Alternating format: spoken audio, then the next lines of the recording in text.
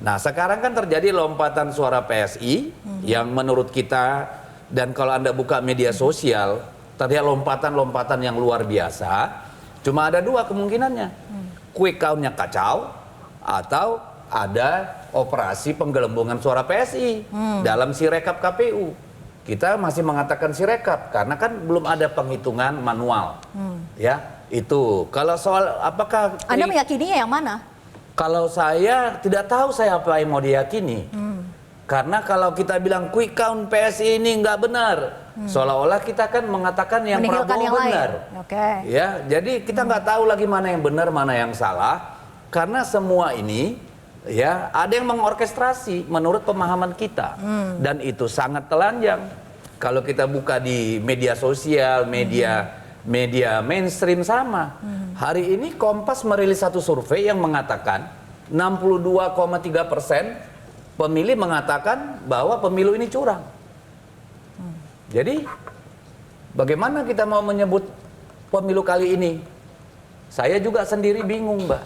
Ya, jadi kalau judul Anda adalah Jokowi kesusu, menurut saya dia nggak kesusu. Dia sangat mahir memainkan. Belum 6 bulan dia jadi presiden periode kedua, dia sudah bicara 3 periode. Ya toh? Oke. Lalu dia ketika itu ditolak, dia minta perpanjangan masa jabatan.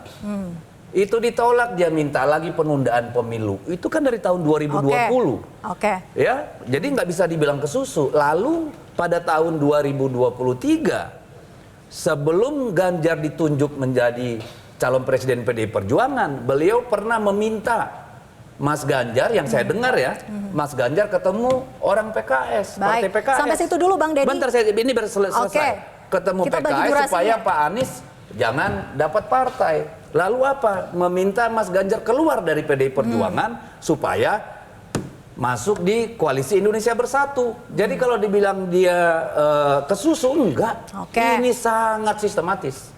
Sangat sistematis. Saya ke Bang Ferry. Bang Ferry tadi diyakini oleh Bang Deddy bahwa ada yang mengorkestrasi. Apakah itu juga yang Bang Ferry tangkap dari kenaikan atau juga lonjakan suara PSI?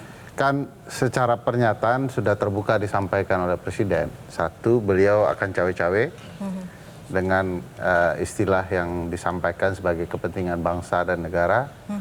Kedua, bahkan beliau menyampaikan secara terbuka isi dapur partai-partai ini dia sudah tahu, berbasis data intelijen, tidak hanya BIN, BAIS, dan intelijen yang lainnya. Kalau dari segi ketatanegaraan, kalau bicara kasus yang pernah terjadi dalam sistem yang sama, di Amerika misalnya sudah berhenti di Presiden Jokowi. Tapi sikap-sikap Presiden ini sekali lagi menunjukkan kematangan Presiden mengendalikan ruang politik, termasuk ruang hukum tata negara. Dia bisa kali bukan kematangan. Kematangan karena nekat dan matang kedua-duanya saling dibutuhkan. Kemampuan menguasai Mahkamah Konstitusi sebagai pintu jalan untuk anak dan partai-partai tertentu di kemudian hari, termasuk nanti di perselisihan hasil terlihat semua orang dulu memprotes ketika kami mempermasalahkan royal wedding antara Paman Gibran dan adiknya Presiden Jokowi sebagai sesuatu yang akan berkaitan dengan kepentingan terutama menjaga kebijakan dan kepentingan elektoral. Jadi Bang Ferry tidak kaget kalau memang ada orkestrasi di belakang ini? Sama sekali tidak. Saya tidak yakin ini dilakukan terburu-buru, ini betul-betul dengan perencanaan. Dan itu terlihat alurnya ya. Dan walaupun harus diakui alur beliau itu semua melanggar kepentingan konstitusi. Jadi di balik suara PS ini memang ada orkestrasi Pak Jokowi yang dikatakan? Coba bayangkan dalam hitungan hari ada suara yang naik melonjak luar biasa dari 2,5% hingga 3,1 dalam hitungan hari. Dan semua memperlihatkan satu partai yang berubah signifikan. Jadi bagi saya kalau tidak ada kekuasaan yang penting mengubah alur permainan ini, tidak akan mungkin ini terjadi. Harus diakui, mohon maaf, ini partai teman saya, Valdo. Partai ini partai baru. Tidak punya preferensi yang berkaitan dengan kinerja-kinerja politik sebelumnya. Sehingga preferensinya naik. Apa yang menyebabkan sebuah partai kecil, mohon maaf sekali lagi, tiba-tiba bisa melonjak luar biasa kalau bukan ada permainan? Mohon maaf, meskipun anak presiden jadi ketua harus ada background story. Partai ini betul-betul diminati. Faktanya tidak ada. Faktanya tidak ada. Tanggapannya Bang Faldo? Ya, pertama saya sepakat juga tuh sama Bang Deddy di awal ketika beliau bilang bahwa ini belum final, bahwa ini memang ada KPU dan ada institusi negara lagi yang memang mengesahkan ya. Jadi ya pada hakikatnya ya kemenangan Pak Prabowo dan Pak Gibran bukan karena Pak Presiden gitu kan, tapi ya memang karena proses pemilu selesai dihitung di KPU, misalnya dari MK ada gugatan apa gimana memutus hasil pemilunya, proses itu kan memang jamak terjadi di Republik. Jadi itu satu. Yang kedua, bicara soal suara PSI ya. Sebenarnya sih kalau dari kita memang apabila kita melihat tentunya kita yakin bahwa semuanya masih dalam range margin of error dari quick count itu sendiri. Saya yakin teman-teman di sini dan juga bapak-bapak di depan, siapapun yang ada di sini tahu bahwa memang dalam survei itu ada margin of error, dalam quick count itu ada margin of error, dan kenaikan suara PSI itu bukan dari 2,5 seperti tadi yang Bang Ferry bilang. Dari progresnya itu dari 2,8 jadi 3,1, kenaikannya cuma 0,24%.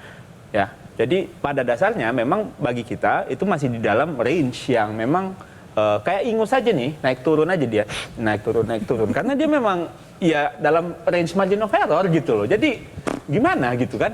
Ya tapi kalau seandainya publik, tapi seandainya ya, aku lanjutin ya. Tapi kalau seandainya publik merasa itu sebuah hal yang perlu disikapi, jangan lupa KPU pun juga udah statement terkait OCR dan beberapa teknologi yang memang perlu Poinnya dicermati di sini, lagi. Bang Faldo Bau banyak mempertanyakan kenapa tiba-tiba suara PSI naik begitu kan. Nah pertanyaannya dari PSI sendiri ada inisiatif tidak untuk membandingkan misalnya data dari Sirekap maupun dengan C1 punya? Ada tentunya. Jadi sudah di-compare. kita punya saksi di TPS, kita tuh juga ada OTT namanya Mbak, yang Pak Romi bicara soal soal PSI juga P3 yang mengamukan. Kita OTT juga Pak Romi, operasi tungguin TPS gitu ya. Dan kita juga OTT, kita juga datanya punya C1. Apa yang internal dapatkan? Kita punya C1, kita itu punya real saksi dan kita komplain. Dan kita komplain juga, bahkan suara P3 turun aja kita komplain. Jadi ya di dapil saya kita komplain, kita ada orang-orangnya ada gitu. Walaupun mungkin nggak selengkap PDI, PKS dan sebagainya, tapi memang operasi tungguin TPS itu Bang, alias OTT, Pak Romi, ya, itu juga dikerjakan sama PSI. Jadi dalam artian kita juga sadar kok kalau seandainya ada yang ngaco suaranya, kita juga kerjakan. Jadi berilah kita sama-sama kesempatan dan juga ada kenaikan di partai lain kita juga ngecekin. Harapan saya semua partai politik melakukan ini tentunya, ya, bahwa kita ada data C1 yang dipegang sama tabulasi internal dan memang ada beberapa yang temuan diributkan. PSI, pertanyaan saya, ada yang salah input tidak? Perbedaan antara C1, harusnya nggak segini, tapi tiba-tiba menggelembung suara PSI. Banyak sekali suara kita yang banyak suaranya inputnya dikit. Ya, di tabulasi rapat plano itu banyak sekali. Nah, itu yang kita teriak-teriak di bawah. Jadi maksudnya memang justru kurang suaranya. Iya, Sirekap itu juga saya bilang mungkin ada kesalahan. Tapi KPU sudah statement, ya, penghitungan berjenjang gitu ya. Jadi saya kira mari sama-sama kita awasi gitu, dan kita senang aja gitu. Ayo awasi juga PSI, awasi juga P3 yang ada naiknya juga, ya kan, awasi juga dari PKB yang ada naiknya juga. Kita awasi aja semua, mantap jadinya. Semua punya peran mengawasi ya. Nanti saya juga akan tanyakan ke Mas Khairul Umam bahwa lazim tidak sebetulnya pola volatilitas sedrastis suara PSI, tapi dijawab nanti usai jeda. Tetap bersama kami di Panggung Demokrasi.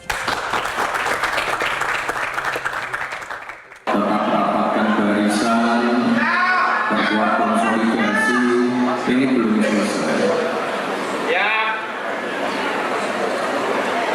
Pilkada, Pilgub, dan saya juga secara pribadi saya mohon adik saya juga ikut dikawal PSI itu.